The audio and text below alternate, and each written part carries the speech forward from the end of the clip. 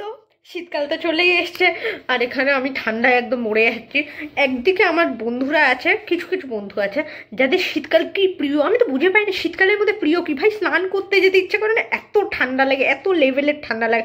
আর মায়েরা কি বলে সকাল সকাল স্নান করে না তাহলে শরীরটা ভালো থাকবে। আরে সকাল সকাল স্নান করবো কি করে, এত ঠান্ডা জল, তার মধ্যে সোয়েটার পরে যদি আমি ঘুমাতে যাই কম্বল চাপা দিই লাগে গরম, খুলে দিই সোয়েটার খুলে রাখি, তারপরে পা বের করে দিই তখন আবার লাগে ভয় লাগে, তারপরে আবার ঠান্ডা লাগে। মানে আমি বুঝে পাই না করবোটা কি, আমি কম্বলটা খুলবো না গায়ে দেবো না খুলবো, করবোটা কোনটা। আর এদিকে তোমরা কি বলো, ও মাই গড উইন্টার কেম, ডিসেম্বর চলে এসছে।